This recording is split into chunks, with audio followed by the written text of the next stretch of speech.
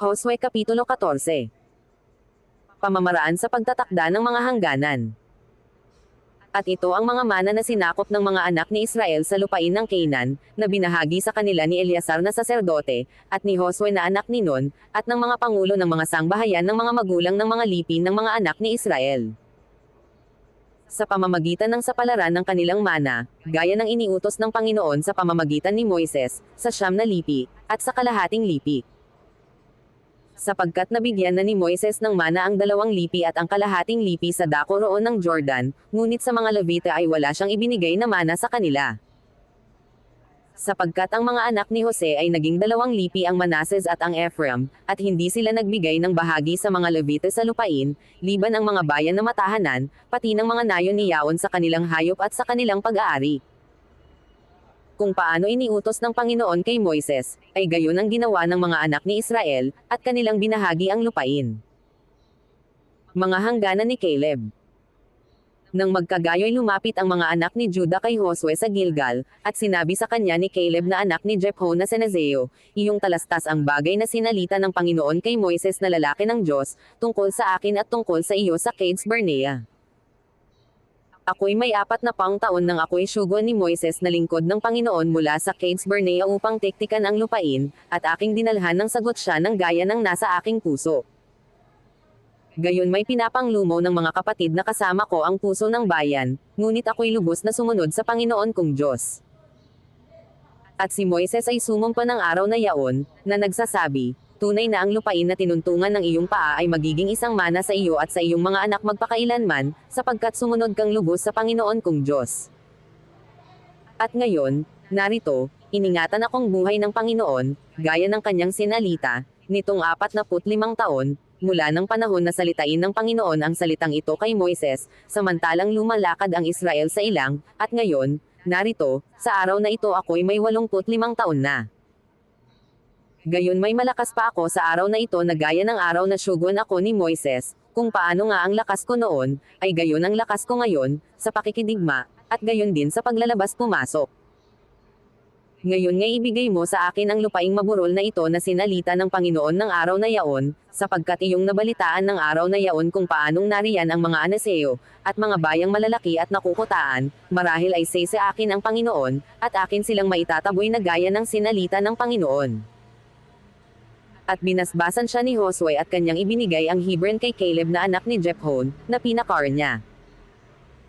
Kaya't ang Hebron ay naging mana ni Caleb na anak ni Jephone na Cenezeo hanggang sa araw na ito, sapagkat kanyang lubos na sinunod ang Panginoon, ang Diyos ng Israel.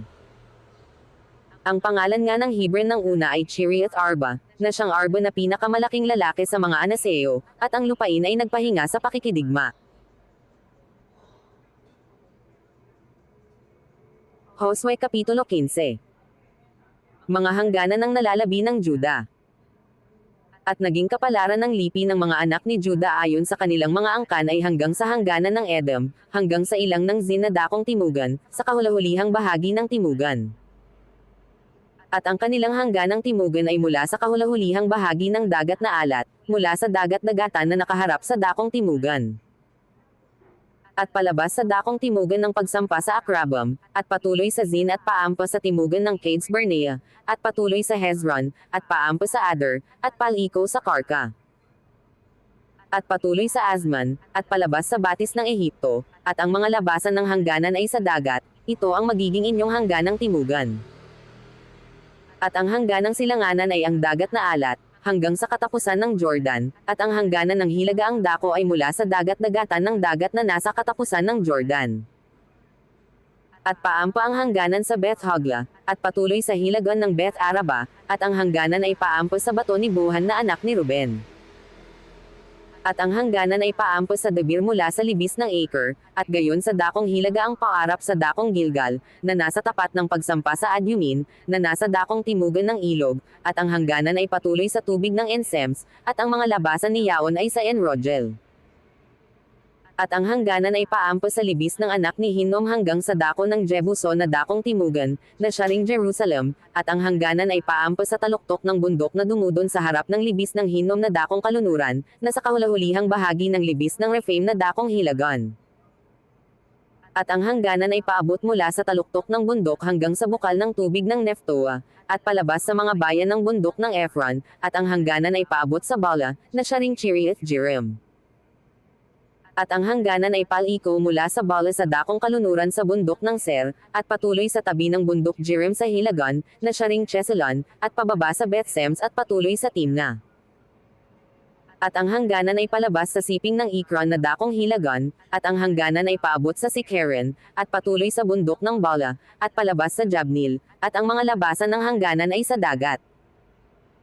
At ang hangganang kalunuran ay ang malaking dagat, at ang hangganan ni Yaon, ito ang hangganan ng mga anak ni Juda sa palibot, ayon sa kanilang mga angkan. At kay Caleb na anak ni Jephone ay nagbigay siya ng isang bahagi sa gitna ng mga anak ni Juda, ayon sa utos ng Panginoon kay Josue, sa makatuwid bagay ang Chiriath Arba, na siyang Arba na ama ni Anak, na siya ring Hebron.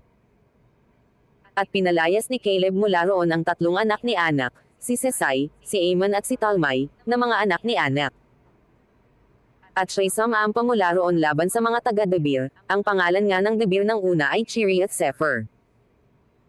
At sinabi ni Caleb, ang sumakit sa Chiriath Sepher at Samacop, sa kanya ko papag-aasawahin si Aksa na aking anak na babae. At sinakop ni Othoniel na anak ni Senaz, na kapatid ni Caleb, at pinapag-asawa niya sa kanya si Aksa na kanyang anak na babae. At nangyari, nang si Aksa ay malakip sa kanya, na kinilos nito siya na humingi sa kanyang ama ng isang parang, at siya'y bumaba sa kanyang asno, at sinabi ni Caleb sa kanya, anong ibig mo? At kanyang sinabi, pagpalain mo ako, sapagkat inilagay mo ako sa lupaing timugan, ay bigyan mo rin ako ng mga bukal ng tubig, at ibinigay niya sa kanya ang mga bukal sa itaas at ang mga bukal sa ibaba. Ito ang mana ng lipi ng mga anak ni Juda ayon sa kanilang mga angkan. At ang mga kaduluduluhang bayan ng lipi ng mga anak ni Juda sa dako ng hangganan ng Edom sa timugan ay Kabsil, at Ader, at Jagur, at Sina, at Nemona, at Adada, at Sids, at Asor, at Itnan, at Ziph, at Telam, at Bealoth, at Asor Hadata, at Cherioth Hesron, na siya ring Asor, Amam, at Sema, at Molada, at Asargada, at Hizmon, at Beth-Pelet, at Hazar-Sual, at Beersheba, at Bizotia, Bala, at Iim, at SM, at Eltelad, at Sesel, at Horma, at Siklag, at Madmana, at Sansana, at Lebaoth at Silim, at Ain at Riman, lahat ng mga bayan ay 20, pati ng mga nayon ng mga yaon.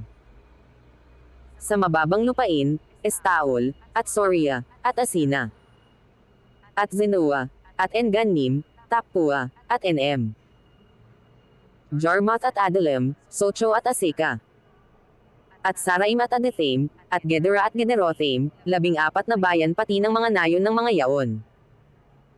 Senan, at Hadasa, at Migdalgad, at Dilan, at Mizpi, at Joktil, Lakhis, at Boskat, at Eglon, at Kaban, at Lamaz, at Chitlis, at Gidroth, at Beth Dagan, at Noma at Maseda, 16 na bayan pati ng mga nayon ng mga yaon.